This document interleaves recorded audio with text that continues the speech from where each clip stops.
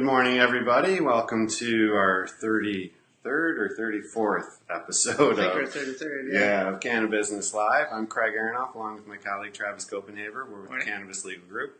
We're in Royal Oak, Michigan. We are attorneys that specialize in the cannabis industry, in particular in Michigan's new Medical Marijuana Facility Licensing Act, our Medical Marijuana Act as well, and all things that do with cannabis here in the state of Michigan. We are going to be talking about a number of different topics. As I said, we've had roughly 33 other shows right now. Last time we talked about the Cole memo, and a lot of, I think, good debate and discussion came from that. Today we're going to be talking about CPA attestations, and I think it's very important to recognize, of course, that the attestation is something that is necessary by both the applicant and the individual supplemental applicants. We want you to look at our website, cannabis-legal-group.com. Check out our municipalities page. There's lots of great properties and townships and stuff that you might be able to do your due diligence from. So please follow up. And I guess we'll talk a little bit about the application here in a few moments. Travis, why don't we talk a little bit just in general about what's been going on just with the Bummer Board in terms of, how many applicants have they had? Like, what's their activity at right now? Well, I don't know how up to date this is, but last we heard there's roughly about 12 applications that have been completed and submitted. That means both your first step and second step, and somewhere in the 80 to 90 range of applications, somewhere in that first phase, the pre-qualification. There's probably more at this point. But there's certainly not this initial gigantic wave affecting the Bummer Board and evaluating these applications. So I think the reason for that is probably because a lot of municipalities are still figuring out how they want to do their permissions, and a lot of focus should be, in my opinion, on finishing up and getting those permissions at the local level. When it comes to the state application, there's no limits, there's no time constraints you have to worry about. If you're going to qualify when you submit that application, you're going to qualify. If you're not, you're not. Filing it early is by no means as important as filing it accurately, completely, and having a good application in. So when it comes to timing and why there's less applications out there, as more municipalities start accepting permissions for businesses in their communities, I think you'll see kind of over the next several months people getting to that step where they're taking state applications on. Yeah, I think that's certainly likely to be the case, and I think we can both speak to our own calendars and our schedules coming up. There's a number of different township agendas, city council meetings that we're seeing this activity from places that maybe a few months ago would have said don't bother us, we're not considering it. Many others that said we want to wait for the rules and the application to come out. Well, we're kind of past their obstacles now, and now they're left with either they want to learn more and do workshops and take their time to do their due diligence, or they're still going to be kind of putting up the hand saying we'll come back to us at another time. Another thing I think that's kind of unique about the timing of it all here right now too is that the application itself, the online system, the Acela system that we're using is not really completely working great. And I think there's been a lot of comments for our colleagues, my own touches with it. It is slow, it is deliberate. I think there's still going to be a lot of kinks that's going to work out, and I don't see why a lot of clients wouldn't maybe say, let's wait a minute since we don't have to rush in. Maybe the kinks will work out and this will move a little smoother as we move forward. And that could be also one of the reasons why we're seeing some pushback from, or at least I've heard other attorneys in our bar section talking about how they're doing paper filings because there was concerns. I know at least one person posted on our messaging board for attorneys that they lost a lot of things that were submitted in. Right.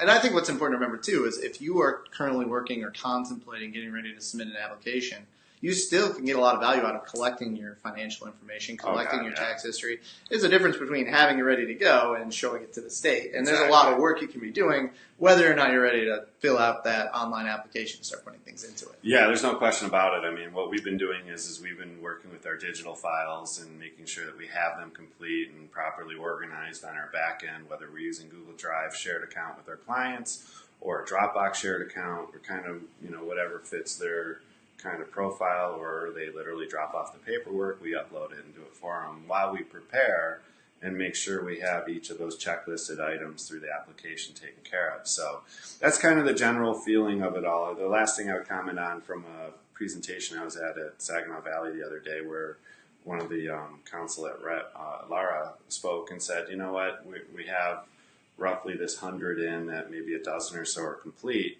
and they're expecting a 4-month turnaround time right now. And so that includes the time it takes this third-party outsourced background check, their own financial review, and then, of course, their facility plans review.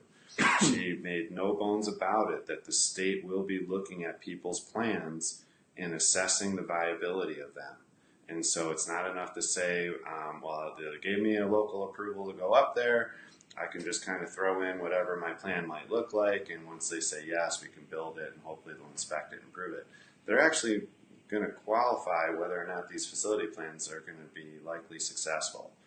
I think that's an added level of scrutiny that is underappreciated out there. Definitely. I think what you need to remember is even if your information technically hits all the requirements you see in those applications, they still also need to make sense in implementation.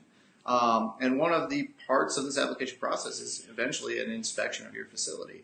So if you're saying you're going to do all of these things in your narratives for this application, and in reality it doesn't make any sense, sure, on paper it might, technically say, hey, I should get a license.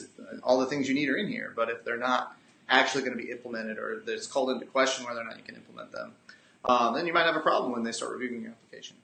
I agree, and I think that will give us some good leeway into or segue into the CPA attestations, and I know, and we've talked a lot about this stuff, and Travis and I and Barton at our office, as well as our colleagues at Vicente's office, we spend a lot of time kind of behind the scenes talking about and breaking down what each portion of this means, as you'd expect us to do, and what we have to do, to make sure we have a great understanding of it.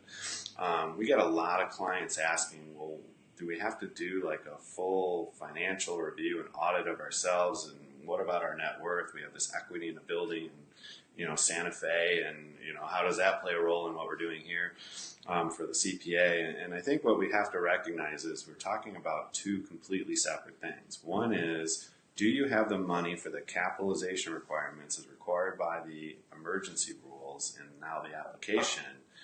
And then separately, is your background financially clean?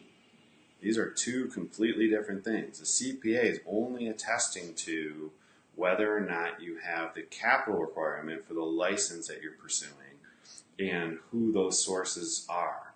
And so as we look at it, and we're going to break it down a little bit more succinctly, first, we have to have a better appreciation of what is the capitalization requirement. Like, what are they looking for? So we've talked about it in the past. Let's do it again real quick. And Travis, why don't you break that down for us so we can kind of get into the weeds and what the CPA is looking at. Sure. So just off the cuff, there are capitalization requirements in dollar amounts, and they are as follows. Class A, $150,000.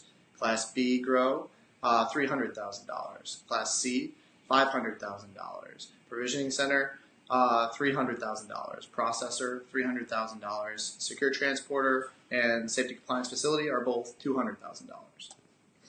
So, and those are just the quote-unquote liquid capital, but what does it really mean? When we read the advisory bulletin and now we saw the rules, break it down a little bit further, because everyone's saying you really need $500,000 cash for a Class C license? Right.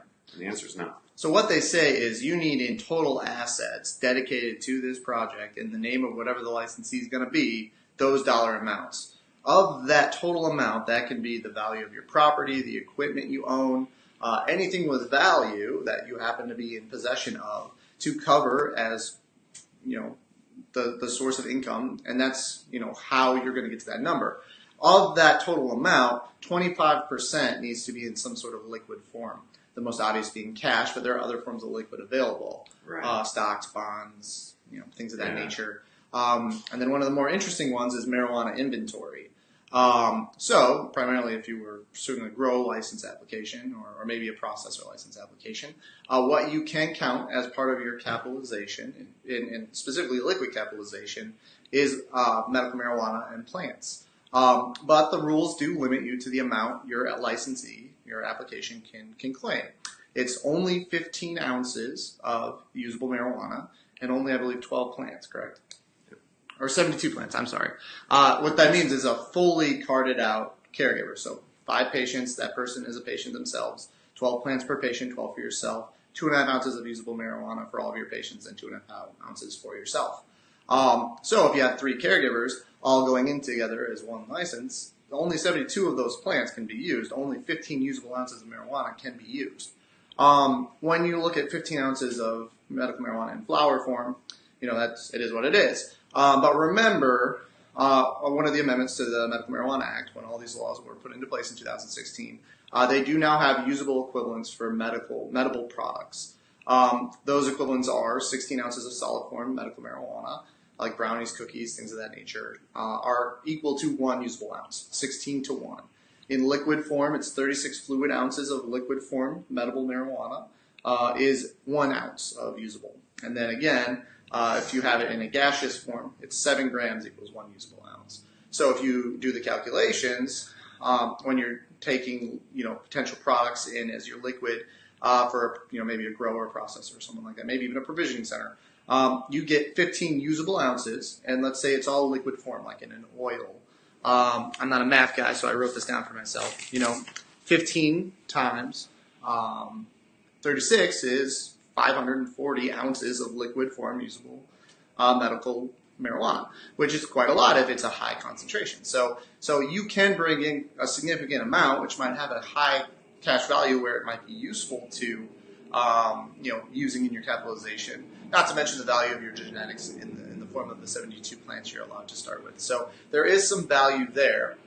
It'd be great if you had a group of 10 caregivers and you could do 72 or 720 plants, but you can't. The rules limit you to 72 and 15 ounces. You can decide what of your medical marijuana from the 2008 system comes in and go from there. So whatever the cash value is of those products, you can make a claim to it. And part of what the Bummer Board is going to do, what this application process is going to do, is make sure that that value is accurate when they review it. If you claim it's worth $1 million and it's not, you're going to have some problems. So you have to give an accurate estimate of the value of that medical marijuana. Yeah, certainly. And I think if there's one area that might find its most peril in this application process, it's using marijuana inventory as part of your capitalization.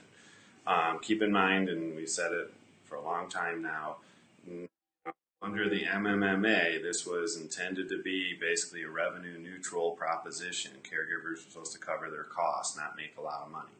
And so, the value of this product and the value of it might be, between the wholesale and the retail market.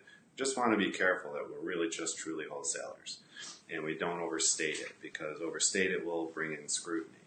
So we got to be really cautious about that. So our better advice is actually to try to avoid using the marijuana inventory if it's possible. The lighting equipment, clearly there's an investment there. Mm-hmm. You may have already capitalized it for purposes of your taxes. If you haven't, you might be able to donate it into the company and do it that way. But clearly that's a true asset. If you have that building in Santa Fe that I was mentioning a few minutes ago, and it might have, say, $500,000 of equity in it, that building can't be used here in Michigan. So it can't be sourced for purposes of an asset, like if you own one in Battle Creek. That could be, because you can actually use your license at that facility if it's zoned correctly. So if you took $500,000 and bought a building in Battle Creek, we can use the value of that investment up to 75% of your capitalization requirement. All right, but the Santa Fe one, what we need to do is actually draw an equity line and actually convert that into cash, and then use that money as sourced from that building, but use it for purposes of having that cash equivalent we were talking about. And so as the CPA is looking at your assets to try to determine what is being sourced for purposes of your capitalization requirement, no doubt cash is going to be the king. If there's a way to maybe look at your group and say, can we look at our retirement accounts and can we look at what monies we can earmark for this, and demonstrate that we have it to source for this company and do it maybe on one of the 4 partners, that might be the seamless way through this process, because that can be sourced for it and then your partners can reimburse, and you can kind of get into the mud as far as how you actually move forward. But ultimately, if you have 4 different people each donating $250,000 into the project, there's going to be 5 attestations. One for the entity itself that says there's $1 million from 4 sources, here they all are, and then 4 more letters that are from each of those supplemental applicants that says this applicant provided $250,000 in the form of cash. This one provided $250,000 in the form of an IRA that's convertible to cash. This one has, $200,000 in equipment plus $50,000 in cash, or whatever it might break out to be. And so the CPA really needs to have all that data set. Now, separate from that is your financials. You have to do 3 years of bank statements, 3 years of those brokerage accounts, 3 years of your taxes.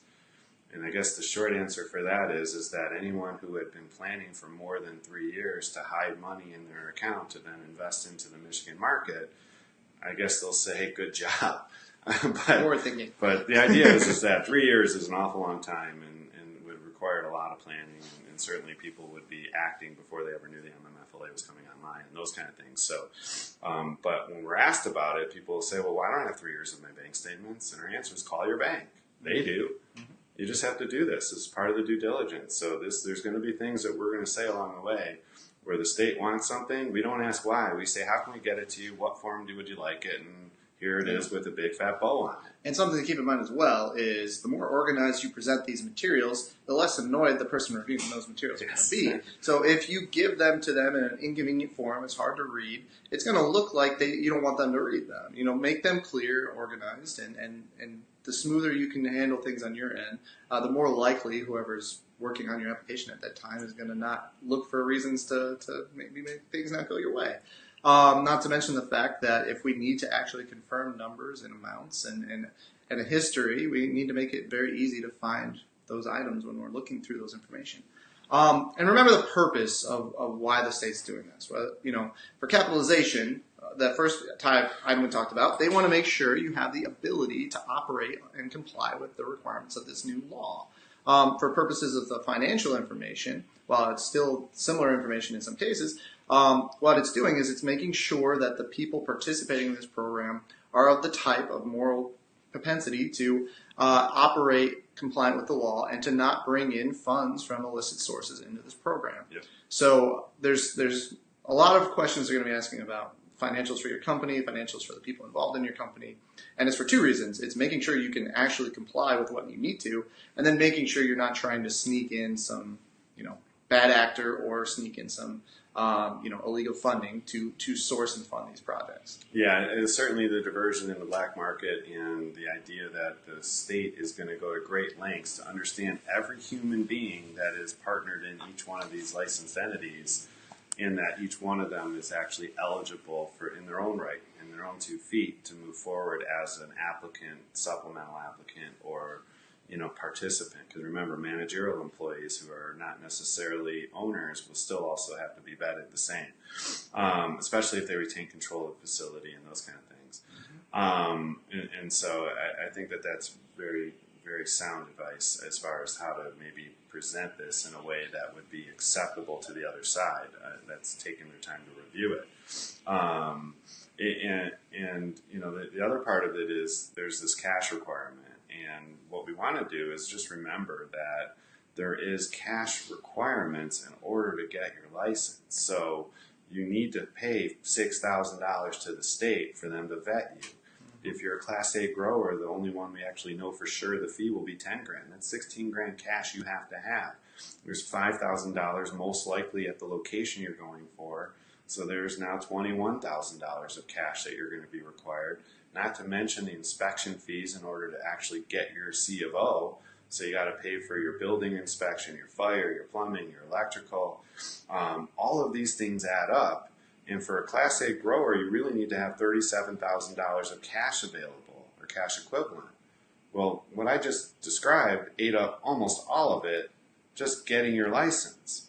So if you don't have the liquidity in order to get your license, that's going to be a problem for you as an entity, and that's one of the reasons why the state might say no. Mm-hmm. If we extrapolate that out, yeah, it might not cost a full $125,000 for a Class C grower to get it. But you know what? You do have other costs that you're going to have to build out your facility. And so, again, it's important that we have enough liquidity to pay our bills as part of this. It's not just, hey, we bought the building, that's all we needed. No, you got to pay your electrical bill in 2 months, in 3 months, in 4 months, in 5 months. You got to pay your employees over this period of time. So if we don't have enough resources to cover our intent, that is going to be something that the state is going to pull the reins back on and say, you're really not qualified for this. If you have something less, we might be better doing a Class B than a Class C. And so those are things we'll be looking at. Now, going back to the attestation real quick, it's written into 2 places into the application. First is the EIPP app, that's the actual applicant application, and we're looking at disclosure 3A. And so that's where we're going to see that the CPA has attested to the financial statement, the document sources and total of the applicant's capitalization to operate. Remember, we're only looking at what your use is for purposes of that license. So if you're a processor, you only need $300,000. Only need, right? Sounds amazing this industry can make such large money seem small. But as we look at that and compare that to the supplemental app, which is 3A SA, it basically says the same thing and it mirrors the same requirements. We've talked to a number of CPAs that are a little bit confused about it because it says attesting to a financial statement.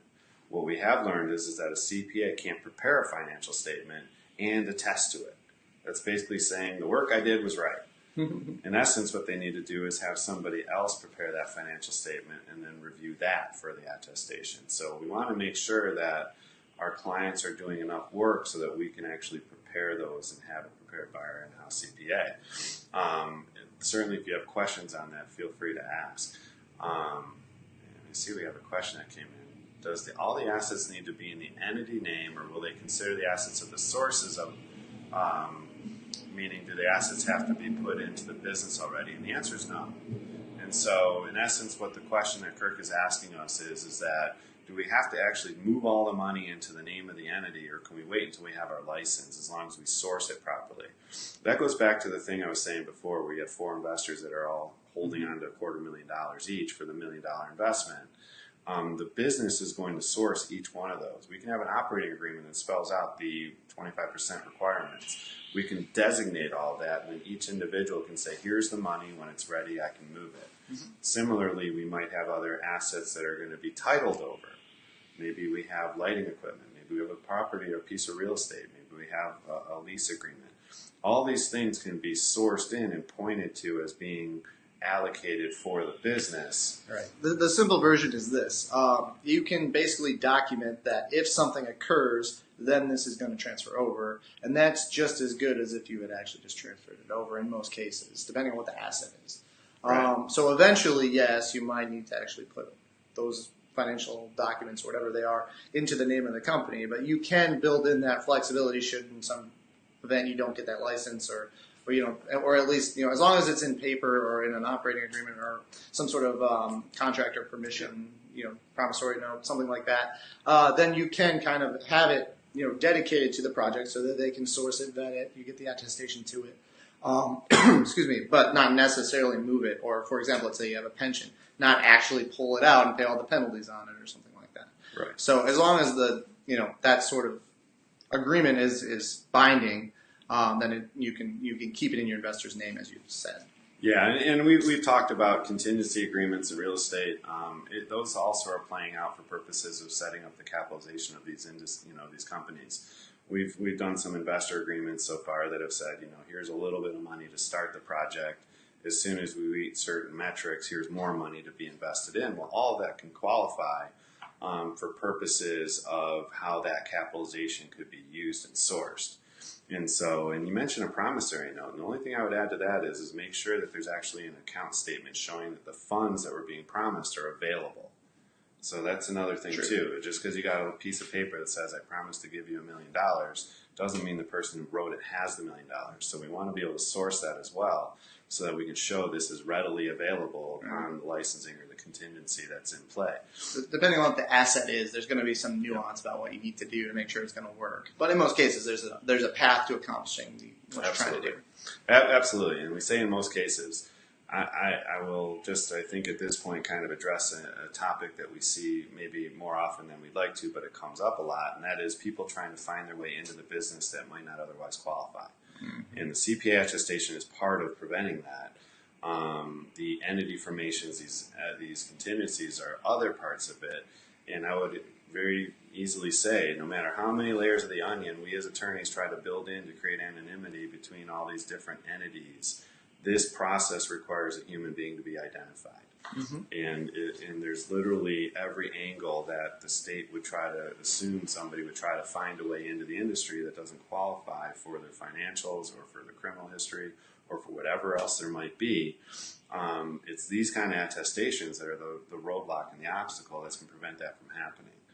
Time will help. Mm-hmm. A lot of these things are time lapses, so after a certain period of time, the eligibility will kick back in.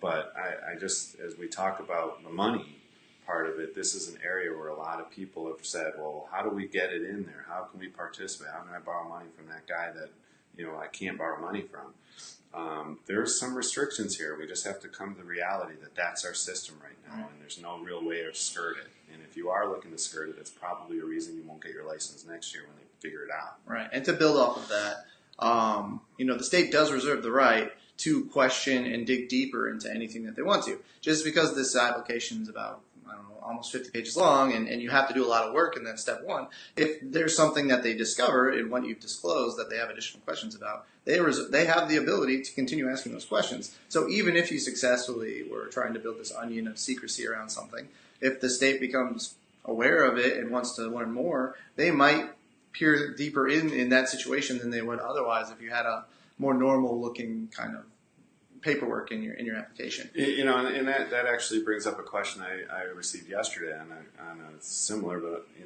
different direction on the topic. We have somebody that we're working with that has no issue, 100% clean record, no relationship to anything that should be an issue at all. But as he was reviewing the app, it says very clearly at the very onset of it that although it's not subject to FOIA, it is potentially going to be publicly noticed. I mean, they leave the right to contact employers. They leave the right to follow up on the information provided. And this particular individual is worried, well, they might call my employer? Yes. They might want to verify you're actually employed. And so, those type of things are things that we are going to have to understand. If we're getting into this industry, we've got to be ready to be transparent where we have to be. And we can't always protect that information from getting out to the people we might not want to hear about it. And so if that's an obstacle to say, hey, I can never potentially allow my employer to know about it, then maybe this industry isn't for you. On the other hand, that's just one of the risks. Is it likely they're going to contact them? No, but they might. So we just have to understand that as we go through this process, that the state is going to make its own discretionary decisions on that. And right from the very first disclosure statement and attestation, we're acknowledging that might happen. And I think it's important to remember, too, why would they potentially need to do that? If they have reason to. Right. So if there's something in the way you've structured things, in the way you've presented information to the state, and they need to verify the accuracy of that for some reason, then it's more likely than not they'll go do that. If something looks like it's like we all expect it to look, and it seems, for lack of a better word, normal, there's less of a chance they're going to dive deep into the verification process on something. Similarly, too, there are a lot of unanswered questions about how deep dive the state's going to do when they're reviewing these applications. And I've told some people, that have asked me about it, like, hey, if you're truly worried about this might not be the time to join this application. We had a group of 5 people, and one of the 5, had some serious questions about whether or not the state was going to let that person go through. And my recommendation to them was, let's maybe just do it with the 4 of you for now, put a license in your hands, and then come back when you already have a license in your hands with an application saying, hey, we'd like to add this guy in, and see whether or not they're going to let you at that point. If they let you, great, now you're a part of it. If they don't, well, you still have a license, and maybe we can figure out some new task or goal or way for this other guy to participate. We didn't make the rules. We just have to live with them. And until we kind of get some applications going through, this board starts rendering some decisions, there's going to be some questionable middle ground about what is and isn't going to be allowed. All we know for now is, if you have 99% ownership and there's a questionable issue, it's probably going to be more important than if you have 1% ownership and some questionable issue. I mean, this is all a balancing test, so we have to just base our estimates on common sense in some cases. If somebody has all the power and control and that's the person with the issue the state has, that's probably going to be a lot more significant than if some, for lack of a better term, bit player on your company technically has control or technically has ownership and gets vetted, but their operating agreements, the narratives you draft about how different elements of your group are going to be responsible for these requirements, if none of those judgment calls are in that person's hands and he doesn't really have an ability to move the company in a certain direction, then we can make a great argument to say, hey, sure, he might have had, a felony 11, 12 years ago, but, this might be a situation where that's not a huge deal, something along those lines. Yeah, I think that's a very fair statement.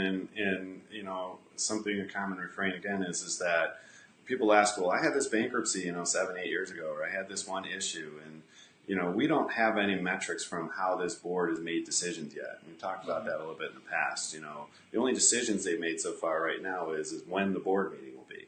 That's it. Like they've not actually made decisions based upon facts presented to them from either the advisory board or from themselves for these applications. So, come 6, 8, 10, 12, maybe a year and a half from now, we're going to have a whole metric of things that have occurred to say, well, we've seen this happen in the past and this is how it responded. And so people have to understand that going into this process. And, a lot of the judgment calls are going to be made on those common sense things and always leaning towards the idea of being more conservative than just thinking it'll just be like wild, wild west. I think it's fair to say the state is going to try to at least do this in a way that doesn't, let anyone in because they put all these obstacles up. So we've been talking for, a good little while now. I think we covered a topic that is, nuanced a little bit, but certainly something that everybody concerned with. You need to have your ducks in a row. Now is the time to get your documents together. Take your time, do it patiently and deliberately so you do it correctly because that'll get reviewed properly. Rushed in equals sitting. Rushed in equals maybe denial. So take your time, work with your counsel or whoever it is you're working with, and put those packages together that match what the state is looking for and then go into the application process. And we got a lot more work to do. There's a lot of townships coming on. We're probably going to be talking locations again very soon. We'll be updating our own pages at the Cannabis Legal Group municipality page. Just a lot of cool stuff happening. It's a very exciting time. Definitely. And speaking of the board, they are meeting next week on the 19th at 12:30. One of the items of discussion are updates in the application process and the emergency rules. So continue to follow what they're doing for the the latest updates. We'll probably be reporting on it. But this is an evolving situation. This is new for everyone. It's new for us. It's new for you. It's new for the state. And we're all going to learn more about how it's going to work and give you better insight about what you need to do to be successful. Yeah, so if we don't see you there, we'll talk to you afterwards. So for Craig Aronoff and Travis Copenhaver. Yeah, thank you very much. We'll see you next week on Cannabis Live. Have a great day, everybody. See you guys.